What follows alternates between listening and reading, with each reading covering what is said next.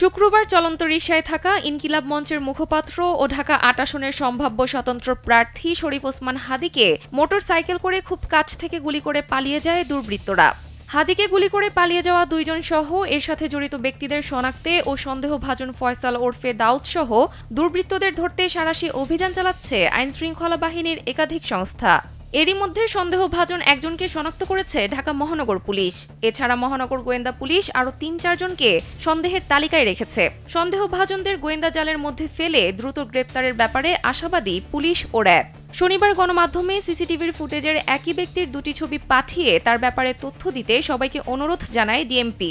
Sandalina so, রূপচর্চায় আভিজাত্য। পরে police ও র্যাবের কাছে খোঁজ নিয়ে জানা গেছে, সন্দেহভাজন ওই ব্যক্তির নাম ফয়সাল করিম মাসুদ ওরফে রাহুল ওরফে দাউদ খান। তিনি নিষিদ্ধ ঘোষিত ছাত্রলীগের কেন্দ্রীয় নেতা ছিলেন। এরই মধ্যে তার দেশত্যাগ ঠেকাতে সব বিমানবন্দর, স্থল ও নৌবন্দরে বার্তা পাঠানো হয়েছে। ব্লক করে দেওয়া হয়েছে তার পাসপোর্ট ও জাতীয় পরিচয়পত্র। সতর্ক অবস্থানে রয়েছে সীমান্তরক্ষী বাহিনী, বিজিবি। এই ঘটনায় কতজন জড়িত জানতে চাইলে ঢাকা মহানগর গোয়েন্দা পুলিশের প্রধান অতিরিক্ত কমিশনার শফিকুল ইসলাম বলেন, একজনের ছবি প্রকাশ করলেও সন্দেহের তালিকায় এখন পর্যন্ত ৩-৪ জন রয়েছে। তার বিষয়ে আমরা তথ্য নিচ্ছি, সেগুলো যাচাই বাছাই করে দেখা হচ্ছে। বিভিন্ন জায়গায় অভিযান চলছে।